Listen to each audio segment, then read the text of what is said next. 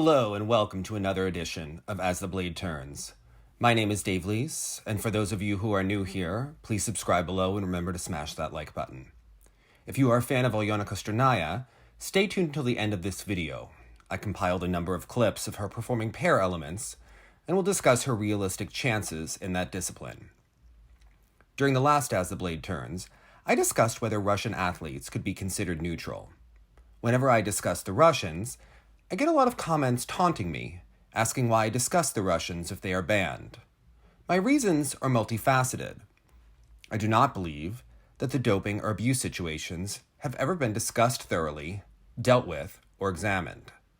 I also do not believe that the International Olympic Committee has the temerity to ban Russia from international competition for very long.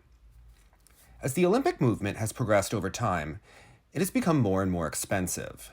Each Olympic Games appears to become bigger and more costly. The Olympic model has largely become unsustainable for host countries, with massive amounts of waste and environmental destruction. It is telling that the 2032 Olympic Games have yet to be awarded to a host city, and many nations have yet to submit bids.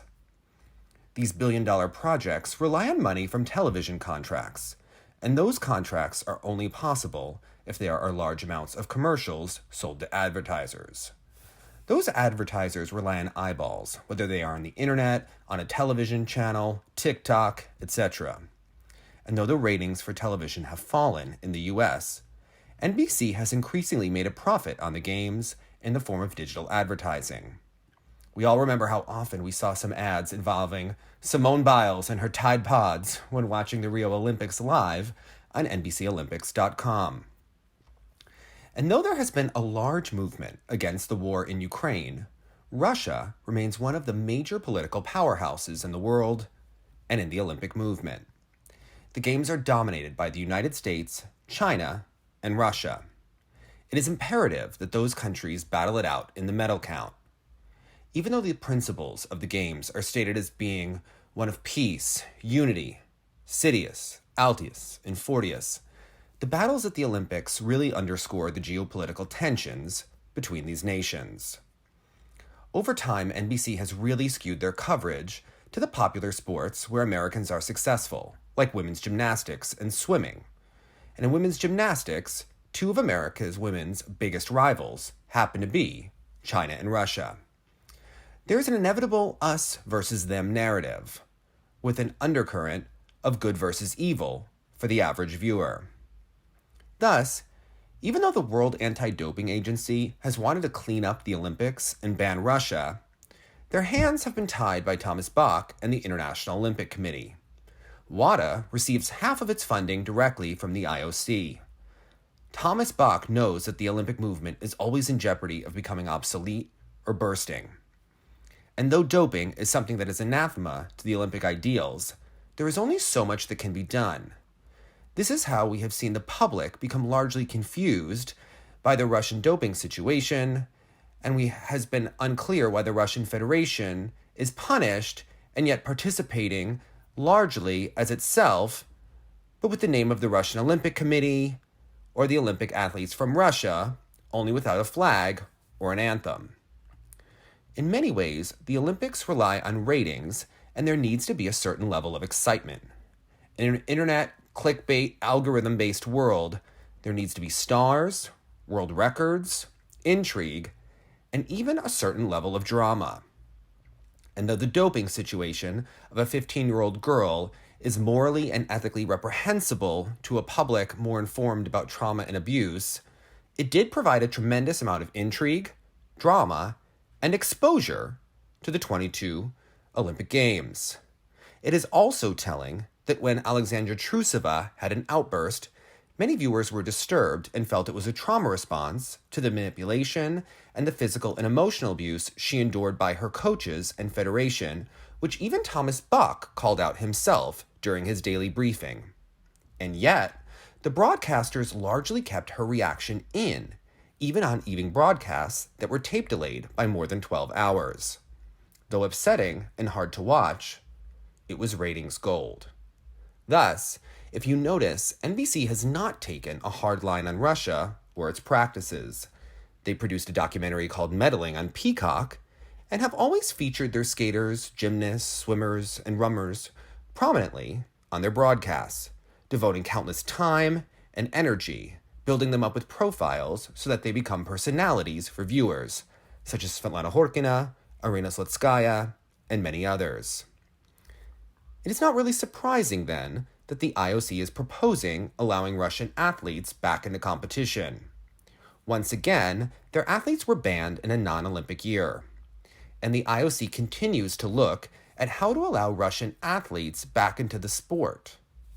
Their proposal, which was released today, says the outline about how Russian athletes could be considered neutral.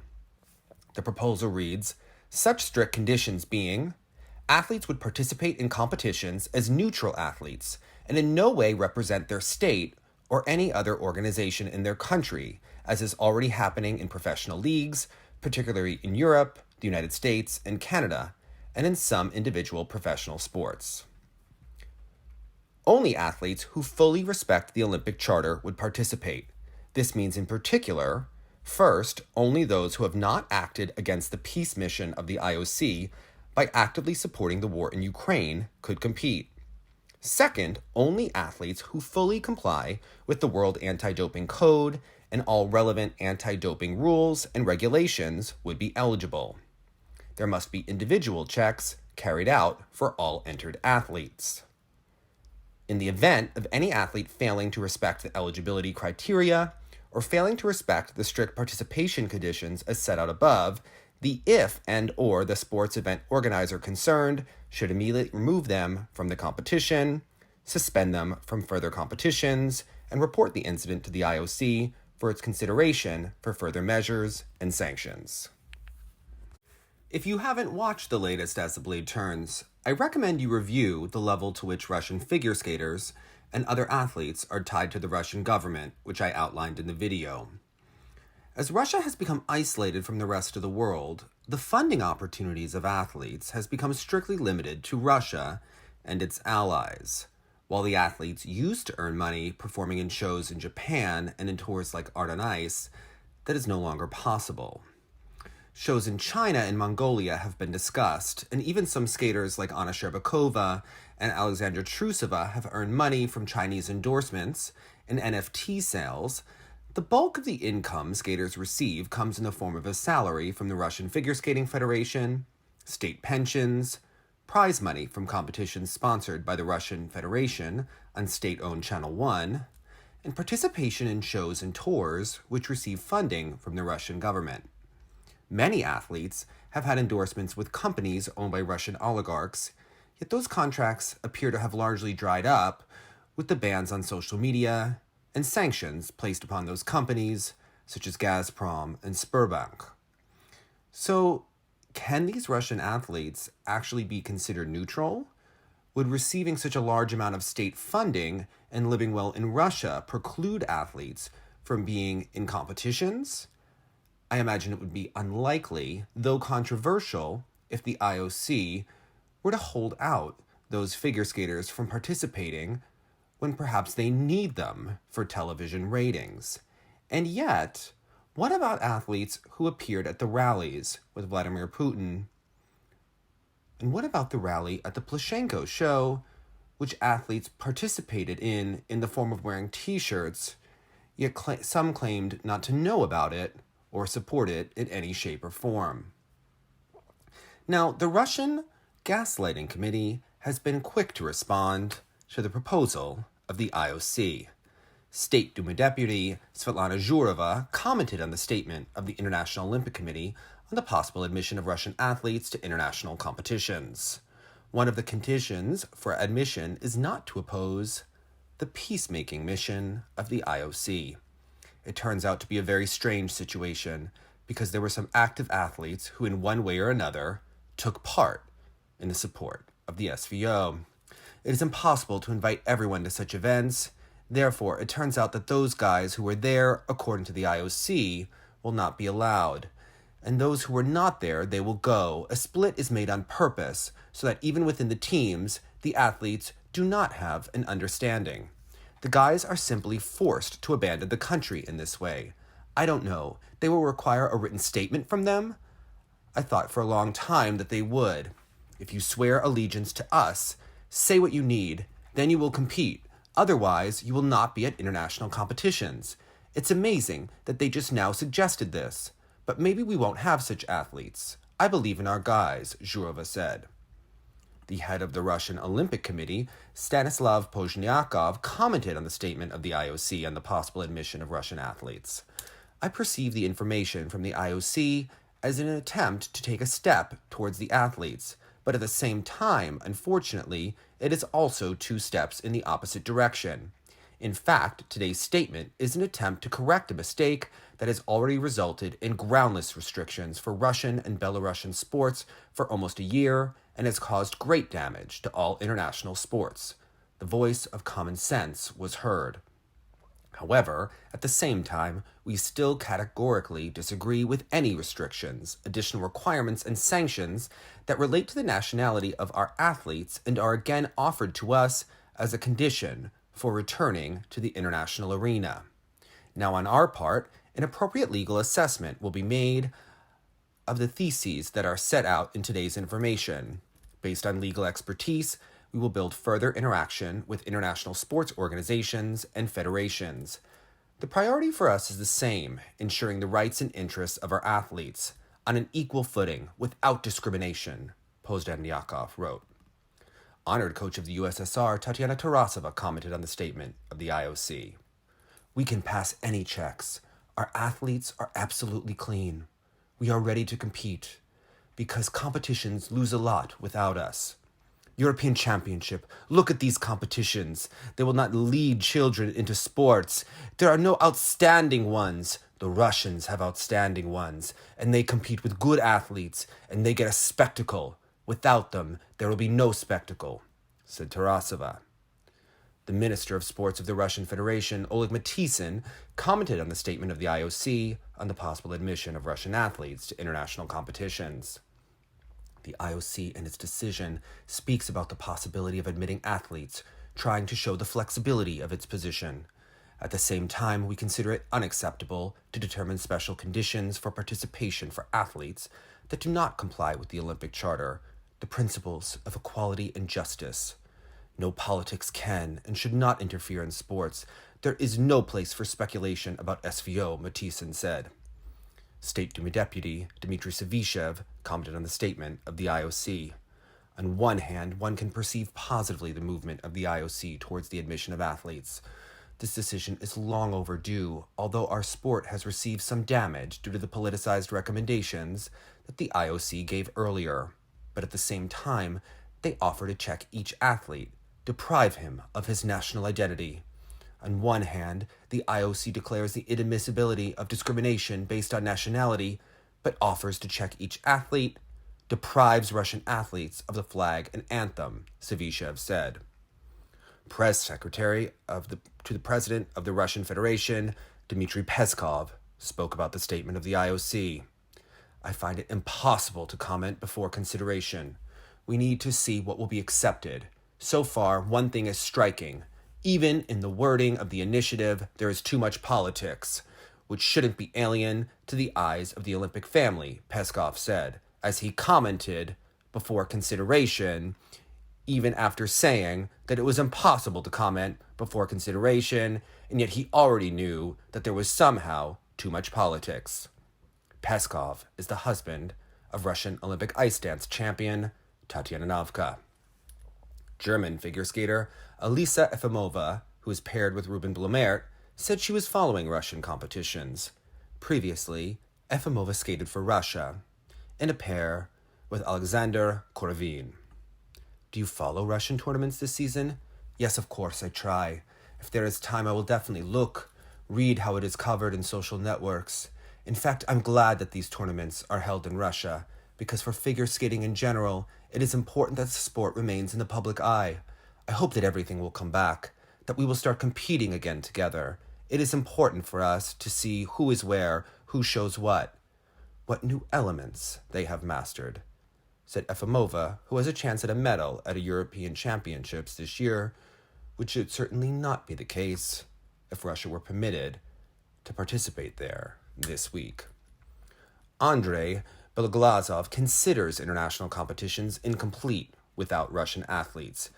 Beloglazov expressed this idea talking about the Winter International Games, Children of Asia, which will be held from February 23rd to March 5th in Kuzbash. Despite the current political situation, the attempt of Western partners to immerse sports in politics, we all understand that the World Championships, the Olympic Games without the participation of Russian athletes, are inferior competitions. This is just as impossible to imagine world culture without Russian classics, poetry, Russian ballet. It is impossible to explore space without Russia. And in general, the world is impossible without Russians. I'm sure that in Kuzbash, they will cope with the task. They will present both our advanced sports technologies, hospitality, and cordiality. Foreign delegations will go home with good impressions and will tell that Russia is a country that unites the whole world, an example of the fact that a multinational country lives together and certainly does not involve sports in any politics. Yes, a country with state-sponsored sports federations and state-sponsored doping does not involve sports in any politics. And the holding of such international competitions shows the whole world, including the international sports nomenclature, that it is impossible to isolate Russia, said the first deputy chairman of the Commission on Physical Culture and the Promotion of a Healthy Lifestyle in an interview with the Club of Regions. The Commission on Physical Culture and Promoting a Healthy Lifestyle operates under the Civic Chamber of the Russian Federation. Its chairman is the head coach of the Russian rhythmic gymnastics team, Irina Wiener, who first told Alena Kabayeva to only drink water for 3 days so that she would drop kilos before she would allow her to train on her rhythmic gymnastics team. International Olympic Committee President Thomas Bach has been urged by Ukraine's sports minister Vadim Gutsait not to lift a ban on athletes from Russia competing at Paris 2024, warning him that Russian athletes are actively involved in the war against his country. Gutsait, also president of the National Olympic Committee of Ukraine, held an online call with Bach during which he highlighted that athletes from Russia were now serving in the country's armed forces. He said, "This is killing our people in our country and destroying our infrastructure." Several other leaders of the National Olympic Committees also participated in the call, and Gutsait asked them to support Ukraine in blocking Russian and Belarusian athletes taking part at Paris 2024. Bach has promised that Russia and Belarus will not be allowed to compete under their own flags while the war against Ukraine continues. But he has also increasingly claimed that individual athletes or the Russia and Belarus National Olympic Committees should not be punished because of their government's actions. Talk about a flip-flopper. The NOCs of the Russian Federation and Belarus are under the full control of the authorities of their countries, Gutsait wrote on his Facebook page. Many representatives of their Olympic teams are part of the armed forces of the Russian Federation, which is killing our people in our country and destroying our infrastructure. Gutsait reminded Bach and NOC leaders that last year Stanislav Pozniakov, president of the Russian Olympic Committee, had encouraged athletes to sign up to take part in the war against Ukraine. And the president of the Olympic Committee of Russia, I remind you, said that it is an honor for the members of the Russian Olympic team to participate in the war against Ukraine, he wrote. At the same time, under the guise of Olympic unity, they want to perform at international sports competitions as if nothing is happening. We only protect the interests of our state and our people. We seek peace and tranquility for our children. As fencers, Gutsait and Pozniakov appeared alongside each other at the 1992 Olympics in Barcelona, when, as members of the unified team, they won the team gold medal in the men's team event. Our position remains unchanged. While the genocide of the people of Ukraine continues, Russian and Belarusian athletes must be banned from participating in international sports in any status, including neutral, Gutsait wrote. On the same day that Gutsait spoke to Bach, he also held a video call with Gene Sykes, the new chairman of the United States Olympic and Paralympic Committee. America supports Ukraine in the confrontational enemy, Gutsite wrote on his Facebook page. The newly appointed leadership of the Olympic and Paralympic Committee of this country shares our position on the imposition of sanctions against Russian and Belarusian athletes, in particular their ban from international competitions. I was assured of this by the newly appointed head of the USOPC, Gene Sykes. I hope more countries and more people will hear us out with the support of Gene Sykes. Sport has always united people for peace, hundreds of thousands of kilometers between Ukraine and the United States. But we have the same values, and we will say no to war. Now, this is interesting because just last month, the spokesperson of the USOPC actually appeared to support Russian and Belarusian athlete neutrality after meeting with other heads of the Olympic movement. A figure skater who represented Ukraine at the 2016 Winter Youth Olympic Games has been killed in fighting in Bakhmut, a city in the Donbass region in the east of Ukraine. State Ukraine confirmed that 25-year-old Dmitry Sharpar had died fighting against Russia. So far, no further details have yet emerged about the circumstances of his death. He is the first to be listed by the authoritative Olympic database as a direct casualty of the fighting. And Kon Gerashenko, an advisor to Ukraine's Ministry of Internal Affairs, paid tribute to Sharpar as he shared news of his loss. Ukrainian figure skater Dmytro Sharpar died in combat near Bakhmut, he wrote on Twitter. Dmytro was a talented figure skater, competed in Youth Olympics. He will forever remain 25. Rest in peace, Dmytro. Sharpar from Kharkiv in the northeast of the country had qualified for the 2016 Winter Youth Olympic Games in Lillehammer after finishing second in the 2015 Ukraine Championships. He partnered Anastasia Pobzhenko, also from Kharkiv, to place 10th in the pair event at the Youth Olympics. After his competitive career, Sharpar skated in the Grand Circus Ice Show. In another social media post, Skate Ukraine posted pictures from Sharpar's career and appealed for assistance to his family. Eternal memory to the hero. Our condolences to the family and friends of the figure skater, the post on Facebook said. Other users shared pictures of candles with flowers in the Ukrainian colors of blue and yellow. Last month, Ukraine President Volodymyr Zelensky claimed that over 180 Ukraine athletes had already been killed since the Russian invasion began in February last year. During a telephone call last night with French President Emmanuel Macron, Zelensky had asked him to ensure that athletes from Russia and Belarus would not be able to compete at Paris 2024. Earlier this month, Ukraine's foreign minister, Dmytro Kuleba, had invited sports administrators, including Thomas Bach, to come and see an ice hockey arena destroyed by a missile strike. The Altair Ice Hockey Arena in Ukraine's Donetsk region was shattered by Russian missiles. The International Olympic Committee has claimed the vast majority of participants in consultation calls want a pathway for Russian and Belarusian athletes to return so they can compete at Paris 2024 after Ukraine President Volodymyr Zelensky urged Emmanuel Macron to help ensure that they were not represented at the Games. Russian and Belarusian athletes have largely been frozen out of international sport since the invasion of Ukraine in February last year, but the IOC has entertained a proposal for both countries' athletes to compete as neutrals at Asian qualifying events for Paris 2024, made at last month's Olympic summit. Zelensky held talks with IOC President Thomas Bach last month and admitted he was upset at a potential return for Russian and Belarusian athletes. During a call with French President Macron last night, Zelensky asked for his help to block their participation next year.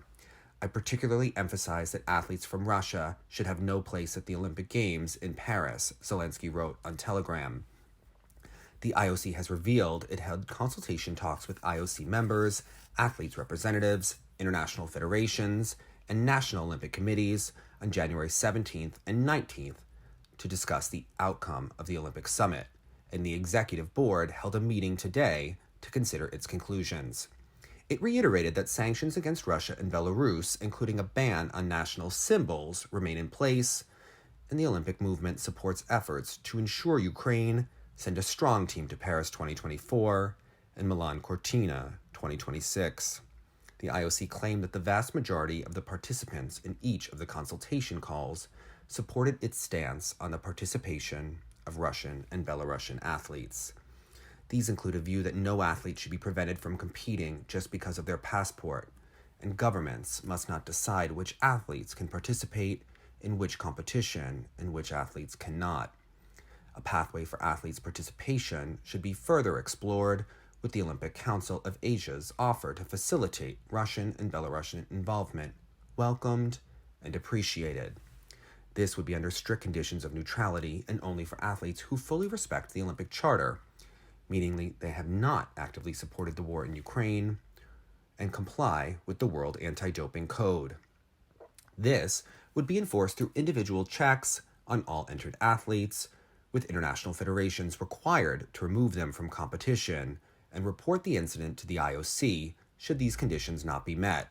The IOC claimed that a vast majority of participants in the consultation meetings wanted the IOC to continue the exploration of the above-mentioned concept by the way of bilateral consultation, but insisted each international federation is the sole authority of its international competitions. It again referenced opinions of the United Nations General Assembly and key officials on sport, and pointed to the example of Yugoslav and Macedonian athletes at Barcelona in 1992. They participated under the Independent Olympic Participants banner because of United Nations sanctions against Yugoslavia. While today's IOC statement does not immediately pave the way for Russia and Belarus to return to international sport under a neutral banner, it provides a further sign of the Lausanne-based organization increasingly trying to position itself into a situation whereby they can. Last month, Bach cited Macron in outlining the IOC's position that we need to explore ways to overcome this dilemma with regard to athletes' participation and come back to the sporting merits and not to political interference on Russia. The French president has suggested sport should not be politicized and that athletes from all countries, sometimes including countries at war, should be permitted to compete at major events, including Paris 2024. Macron faced criticism from Kyiv last month after claiming that Russia would need security guarantees as part of future negotiations to end the war, and he appears to have taken a softer stance towards Vladimir Putin than many of his Western counterparts, although France has backed European Union sanctions against Russia and provided military aid to Ukraine. Ukraine's sports minister and National Olympic Committee of Ukraine President Vadim Gutsait has also urged the IOC not to lift a ban on Russia and Belarus at Paris 2024, highlighting that athletes from Russia were now serving in the country's armed forces and the impact of attacks on Ukraine. The French capital is due to host the Olympic Games for the first time in a century next year, from July 26th to August 11th, followed by the Paralympics from August 28th to September 8th.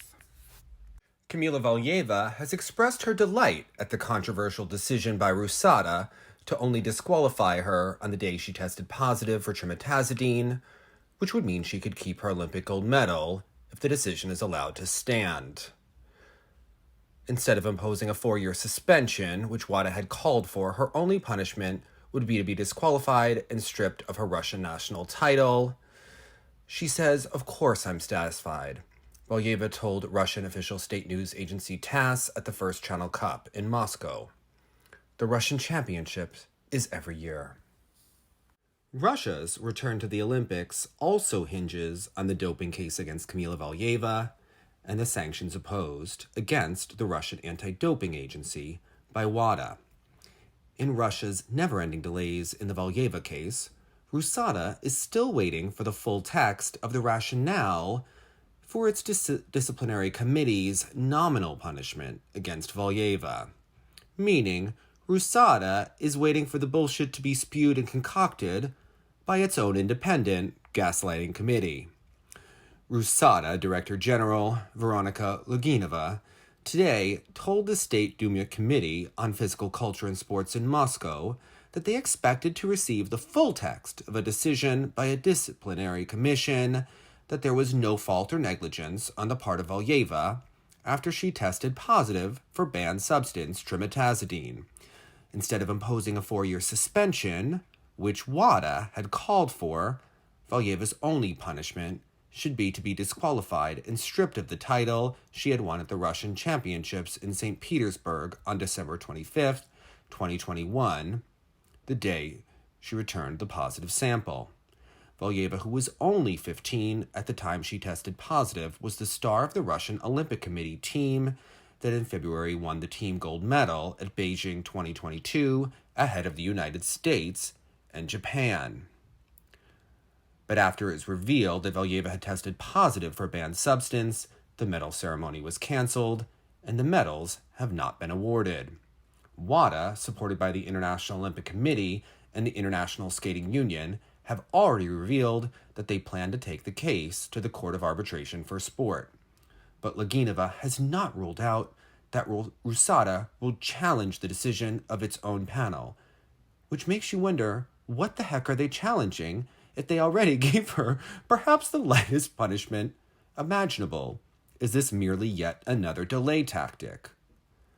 All of you have seen the official WADA press release, she told the committee. Russia's official state news agency TASS reported. We are waiting for the full text of the decision from the disciplinary committee and will take further measures. It will be in the near future. There are several cases when RUSADA challenged the decision of its own disciplinary anti-doping committee. We must familiarize ourselves with the conclusions and arguments. RUSADA has had a year to familiarize themselves with their conclusions and arguments. Meanwhile, the World Anti-Doping Agency has rebuffed claims by Russia that they are being discriminated after it complained it was being targeted following the completion of its 2-year ban from international sport. Russia's Deputy Sports Minister Andrei Fedorov told the State Duma Committee on Physical Culture and Sports in Moscow, wouldn't you love to be present at one of these hearings, that the country was being unfairly targeted by WADA President Witold Banka even after a suspension on RUSADA expired last month. Russia was banned from international sports in December 2019 after it was found guilty of trying to cover up the earlier state-sponsored doping scandal, including through the manipulation of test samples and efforts to block access to testing its data, launched for the Sochi 2014 Winter Olympic and Paralympic Games. The punishment, initially from 4 years, barred Russia from entering teams at international competitions and from bidding for or hosting them. A year later, the ban was reduced to 2 years by the Court of Arbitration for Sport. The ban on RUSADA finished on December 17, 2021, but Banka had warned the organization still remained non-compliant and its suspension would not be lifted until a number of issues were resolved. These included the 2021 World Anti-Doping Code not being fully integrated into Russian law. The Minister of Sports considers Banka's statements against RUSADA to be discriminatory, Fedorov told the State Duma Committee. Russia official state news agency TASS reported. Changes in national legislation in no way depend on RUSADA. This is a discriminatory approach. RUSADA Director General Veronika Laginova told the State Duma Committee that they had written to WADA about the situation. She is really the Sarah Huckabee Sanders of Russia. This is very important for us. The sanctions that were in effect are no longer there, Laginova told the committee. But since a discrepancy has been revealed, unfortunately, this can lead to new consequences. We have not yet been restored. RUSADA does not agree with the position of WADA. We told them about it. WADA claimed that RUSADA was made aware of what needed to happen for its reinstatement before the suspension ended. The process of assessing whether RUSADA has fulfilled the conditions of reinstatement, as per the Court of Arbitration for Sport decision of December 2020, was clearly articulated by WADA in November 2022. Once the 2-year period covered by the CAS decision elapsed on the 17th of December 2022, WADA management began that process. When WADA management considers that all conditions have been met, it will refer the matter to the Independent Compliance Review Committee for its review. Following that review, if the CRC agrees with WADA management that the conditions have been met, it will make a recommendation to the WADA Executive Committee. Basically, there's still a lot of frickin' red tape. At every stage, WADA has followed due process in line with the CAS decision and the World Anti-Doping Code, and it will continue to do so. A potential new problem for the restoration of RUSADA could be the case involving Russian figure skater Kamila Valieva. The teenager was effectively cleared of a doping offense by a RUSADA disciplinary committee in a controversial ruling that would allow the Russian Olympic Committee to keep the gold medals they won in the team event at Beijing 2022. But WADA, supported by the IOC and the ISU, plan to appeal against the decision at CAS, unless RUSADA overturns it. And though Russia is the first to declare that politics should be kept out of sports, Russian President Vladimir Putin awarded the head of the Russian Biathlon Union, Viktor Maigurov, and figure skating coaches Tamara Moskvina and Alena Tchaikovskaya with diplomas. The order was published on the official internet portal of Legal Information. The order was for ensuring the successful training of athletes who have achieved high sports achievements at the 2022 Olympic Winter Games in Beijing, awarded diploma to the president of the Russian Federation, Viktor Maigurov, Tamara Moskvina, Alena Tchaikovskaya, the text of the order says.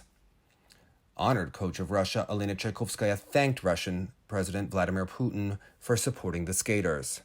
Thank you for your close attention to our sport. Our president has been following figure skating and has been kind to all our athletes for many years. When he awarded me with an order, I told him about it. We feel his attention and care, and this is very important for us. His award is a great honor for me, said Tchaikovskaya. Honored coach of Russia, Tamara Moskvina, called it a great honor to be awarded the honorary diploma of the President of Russia. It is a great honor that our merits do not go unnoticed by the head of state. We will try to continue to work for the benefit of Russian sports in order to delight the inhabitants of our country and the whole world with the beauty and grace of our skaters, said Moskvina. Alena Tchaikovskaya has been approved as the head coach of the Russian national figure skating team. This was reported by Match TV with reference to the appointment document signed by the Deputy Minister of Sports of the Russian Federation, Alexei Morozov. Previously, this position was held by Alexander Gorshkov. The head of the FFKR died on November 17th at the age of 77. Tchaikovskaya is 83 years old. She is an honored coach of the USSR and Russia, honored art worker of Russia, master of sports of the USSR, coach of the Russian national team, chairman of the coaching council of the FFKR. When Tchaikovskaya was nominated, she said, "This is my third appointment as head coach of the Russian national team. I have already held this position for many years, and with me, they won absolutely triumphantly. I'm ready to be the head coach of the national team again. Figure skating is my life," said Tchaikovskaya. Honored coach of Russia, Tatyana Tarasova, commented on the appointment of Alena Tchaikovskaya as the head coach of the Russian national figure skating team. Tchaikovskaya is a respected person, an outstanding coach, an authority for everyone. The Federation did the right thing by appointing her head coach. Former NTV Plus commentator Vasily Solovyev spoke about working with honored coach of the USSR, Tatyana Tarasova, and an argument she had with Alena Tchaikovskaya. Tarasova, who spent her whole life in figure skating, probably had favorites, and conversely, those with whom she did not sympathize. Did you feel this in her commentary? I have seen things like this from time to time. For example, she would not attack Elena Buyanova, but she could afford to speak harshly about Tchaikovskaya. Once, at the Russian Championship, she smashed the students of Elena Anatolievna, and in my opinion, rightly. They had performed unsuccessfully.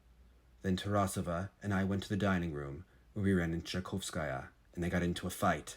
Tchaikovskaya shouted that Tarasova had no right to say such things on the air, and Tarasova answered, "You just need to skate better." But in general, this is rather an exception. Tarasova is an excellent diplomat, and she understood what she could say on the air and what she couldn't. And this status in figure skating allowed her a lot. It's one thing if I criticized, and another thing if Tarasova herself. Tarasova and Tchaikovskaya also endured a fight in Connecticut in the early aughts when Tarasova was coaching Sasha Cohen and Tchaikovskaya was coaching Ludmila Nelidina. Though the two were great friends, Trusova ordered rink management of a Connecticut rink to ban Tchaikovskaya from visiting the rink just prior to a Grand Prix in North America. Trusova felt Nilitina's triple axel could unnerve Sasha Cohen and undermine her confidence before her important competitive outing. Tchaikovskaya was already on her way to America for her annual visit. This dispute lasted for decades until Tarasova's hospitalization last year. Tchaikovskaya's student, Olympic champion Natalia Linachuk, has officially returned to Russia and was seen at the Channel One Cup. Linachuk intends to work as a coach. Russian ice dance has been in such a state that the dance teams were only invited to perform at an exhibition at the made-for-TV competition. It is not clear if Alena Tchaikovskaya implored Linachuk to return. The head of the St. Petersburg Figure Skating Federation spoke about the removal of Russian athletes from international competitions. The European Championships has started in Finland, and in March the World Championships will be held in Japan. Are you planning to watch? Necessarily. It is not only interesting, but also informative. You have to be aware of what your competitors are doing, how they are skating. After all, sooner or later the sanctions will be lifted, and we will return to international tournaments. Do you think that day is not far off? In the words of Downton Abbey, it won't be long yet. I just hope that reason will prevail soon, and in general, the world figure skating needs us, even more than we need them. Our girls and couples in Finland and Japan would fight for gold. What about men and the ice dancers? In order to fight for prizes in these disciplines at the World Championships, we must also raise the level of skating. Guys need to add quadruple jumps. In dancing programs, they should also be more difficult and interesting. But in Europe, both of them would definitely claim medals, Sigralitsa said. Honored coach of the USSR in figure skating, Tatiana Tarasova, said that the European Championship would be uninteresting without the Russians. I'll watch the European Championship. It's my job. But what to watch there? There's not much anyone there. Without Russian skaters, interest in the tournament will not fall, but it will be uninteresting, said Tarasova. What do you think? If Russian skaters took place in the European Championship, they would win in all types of programs? For money! You know it's impossible. Journalists are asking the same question. Of course we would win. We would win women. We would win pairs. We would win dance. We would have won all kinds, said Tarasova. The European Championship started today in Finland. Daniel Grassl, European vice champion, decided to prepare for the European Championships in Moscow, Russia, with Russian coach Eteri Tutberidze. Sports is not politics, he says, but the decision is ethically questionable, given that, as indicated by the IOC, Russia is excluded from all international competitions because of the war in Ukraine. Mind you, Tutberidze's athlete is also the center at an international doping scandal, and her other athlete, Trusova, was the subject of a large outburst at the Olympics shown on the world feed for billions of people around the world. A decision was taken after the disastrous performance at the Nationals and was approved by the Italian Skating Federation. According to the International Skating Federation, Grassl himself contracted Team Tutberidze. Daniel Grassl arrived in Finland after a 12-hour journey via Istanbul, accompanied by Daniil Gleikenhaus and Sergei Dudikov, coaches of Eteri Tutberidze's team. The coach involved in the doping scandal with Kamila Valieva at the last Olympics. But Grassl says, I think that the coach has nothing to do with it. Another statement that will certainly cause discussion. Daniel Grassl was accompanied by Daniil Gleikenhaus and Sergei Dudikov in practice and at the boards prior to his short program. The Team Tutberidze's coaches were curiously absent after Grassl popped his quadruple Lutz into a double during today's short program. Grassl explained why he decided to join the group of Eteri Tutberidze. It was very difficult for me to find motivation. All last year was under the auspices of the Olympics. I was charged less and less. To be honest, I was not very happy to train, skate, and perform. Each performance ate at my nerves. And after the Italian Championship, I decided that something needs to be changed. and I made the best decision that could be for my career. I went to the academy of Eteri Tutberidze because she is one of the best coaches in the world. I believe that sport should be apolitical. I hope that you understand me. I decided to go to her academy because it was important for my career, for my prospects. I only thought about how to do better for myself and my career. Of course, I did not skate in the most successful way today. I was very nervous and couldn't get myself together. But the result of our work at this European Championship was not to be expected. We worked very little together. It's a long process. I enjoy working with Eteri, and I plan to continue training with her in the future. Over time, this will definitely give results. Training with Tutberidze is hard. She is very demanding, but it motivates me, so it's great. I'm looking forward to getting back on the ice with her and training even harder. It was difficult for me to return to the ice because there was a lot of hate around. I tried not to read anything and not to watch anything because it was painful. Honored coach of the USSR in figure skating Alexandra Trusova spoke out that the Italian Ice Sports Federation approved Daniel Grassl's decision to train under the guidance of Russian coach Eteri Tutberidze. It's clear that the Italian Federation was not opposed. It was the Federation that paid him this fee. He trains and trains, said Trusova. And now for our Sasha Trusova update. Alexandra Trusova did not participate in the 2023 Channel 1 Cup, but she still distinguished herself. She arranged a meeting of fans in the sub-tribune during the women's free program. Nothing prevented her from coming to the CSKA arena as a spectator. Moreover, Sasha's boyfriend Mark Kondratyuk was also at the tournament.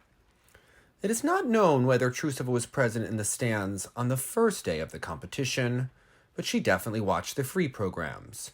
However, she only watched the pairs and the men, because during the time of the women's competition, she had other plans. She wrote on Telegram, "Hello, today I'm at the CSKA arena. Anyone who wants to take a picture and get an autograph, come to Sector 210 at 7:30. I'm waiting for you in the area where my merch is sold."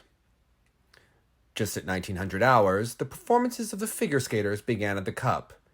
The final, and traditionally the most interesting part, but some spectators still left the stands in search of Sasha. There were a lot of people wishing to meet with Trusova, about 200 people. The corridors of the arena were filled with the crowd, but Sasha did not appear at the appointed time.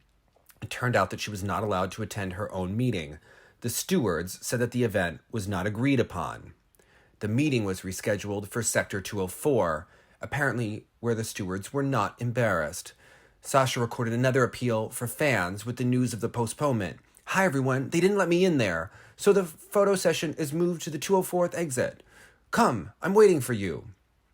While Trusova was taking pictures with fans and signing autographs, the stewards, confused by the influx, tried to somehow control the situation and filter people. Some returned to the stands, some just came to the meeting. Alena Vaitsakhovskaya did not appreciate Trusova's act. The term "steal the show" in relation to figure skating is never new. From the final of the women's single skating in Beijing, where Sasha Trusova stole the triumph of champion Anna Sherbakova with her breathtaking skate, including 5 quadruples, and her outburst, which overshadowed the entire event. Today's attempt to captivate the audience into the sub-tribune for the announced autograph session. Another confirmation that history, if it repeats itself, then the second time exclusively in the form of a farce. Because that Sasha with 5 quads, that Sasha who is ready to fight with anyone, that Sasha charged with results, has been gone for almost a year now. I really want her to come back, but definitely not with merch or dogs. The situation is even more interesting if we recall the relationship between Trusova and Channel 1. Briefly in November at the Grand Prix stage in Samara, Sasha appeared without the Channel 1 patch on her uniform, and there was a dialogue between commentators Alexander Grishin and Maxim Trankov about Channel 1 being done with Trusova. Later, details emerged. The father of the athlete, Vyacheslav Trusov, put forward several demands to First Channel. For example, do not allow Alexei Yagudin and Tatiana Tarasova to broadcast when Trusova is skating, which of course First Channel did not go for. By the way, during the First Channel Cup, Trusova commented on the competition together with Grecian, and Yagudin was the interviewer for Alena Zagitova's team. Olympic champion commentator Alexei Yagudin said that he did not need an apology from the father of Alexandra Trusova. According to the media, Trusova's father tried to remove you and Tatiana Tarasova from commenting on her daughter's skates on Channel 1. Has this story developed? Maybe he apologized to you and Tatiana Anatolievna. We didn't expect an apology. We don't need it. I don't care at all. This is his vision of how something should happen. So be it. The former black sheep of Team Tutberidze, Alena Kostornaia, continues to vacation with partner and rumored boyfriend Georgi Kunitsa in Cuba. Though she recently appeared with an arm cast for the third time, she has not shown a cast in recent photographs. Silver medalist of the 1980 Olympics in pair skating, the first coach of European champion Alena Kostornaia, Marina Cherkasova, spoke about the skater's transition to pair skating. Alena wants to realize her idea. She has wanted to be in a pair for a very long time. Let her study. Do not give up figure skating and continue on. Maybe she can do something. Injuries pushed her to do something else. Young girls are growing up. They need to compete with them, and for this she needs to restore the triple axel and learn quadruples. Perhaps Alena herself does not want this. Kostornaia has a lot of goals. She wants one thing, then another. Now she tried the pair, and she liked it. I do not know if it will progress in this direction. The transition does not seem to be unexpected. Talk about an interest in pair skating seemed just talk, but you see how everything turned out. Alena is small. She is only big in age, so she will be good as a pair skater. True, they usually put them in pairs at the age of 10 or 12, and Alena is already a mature girl. Light elements, performances in the show is one story, but what about complex elements? Will there be a fear on lifts? If she succeeds, it will be good. But if not, find something else for yourself. In any case, I want to see her on the television screens. She is a talented skater. Two-time world champion Yevgenia Medvedeva shared her opinion on the transition of European Alena Kostornaia to pair skating. How do you like Alena Kostornaia's transition to pair skating? Are you surprised? No, I was not surprised, especially when I saw her triple throw. It immediately became clear that she would try pairs. What season have we not seen her at major events in Russian competitions? So if she has the enthusiasm to continue to develop in figure skating, even in a different form, why not? Especially if it works out. Former Russian figure skater Katerina Gerbolt shared her opinion about Alena Kostornaia's transition to pair skating. There were such rumors, so it was not a shock for me. I don't know if she will succeed or not. I think everything will depend on how much she has the motivation to continue skating, to work twice as hard as ever, how much she has fear to perform pair elements. If there is fear, then pair skating is hardly suitable for her. Alena has more than enough talent. It will rather be a question of her desire and willingness to make efforts for this. Now, if I consider her chances, the issue is not with her talent, and perhaps not even with her fear. And though Alena has shown throws, the lifts and death spirals she has performed are rather elementary, which is to be expected as she hasn't had much practice. Alena has a fantastic look on the ice, and she will inevitably look great in pairs. The most important factor for success is not even the depth of Russian pair skating, which is immense. She's extremely talented, and she could always go and represent another country. But given that in the last number of years she has had 3 fractures to her hand, arm, and fingers, a fracture in her back, and a fracture in her leg, let alone whatever injury she suffered prior to the 2020 World Figure Skating Championships, learning new elements in the complex world of pair skating will present many challenges. Staying healthy and learning them enough to become competitive will be difficult for an athlete whose body has already experienced an unimaginable training load at Team Tutberidze, a place that ends the careers of skaters at the age of approximately 17 and left Evgenia Medvedeva unable to even turn her spine and perform jumps easily. Whether or not Alena Kostornaia is an Olympic champion in pairs, this will be exciting and interesting to watch, and we wish her the best of luck. We also wish her health. Do you think Alena can be healthy enough to make it in pair skating? Comment below. Thanks for watching.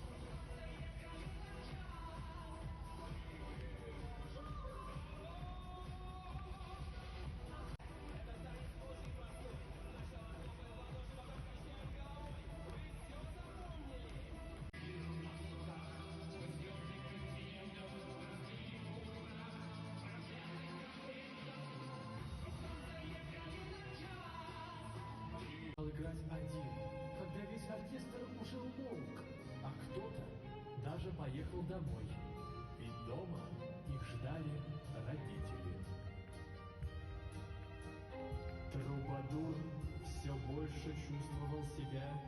не в своей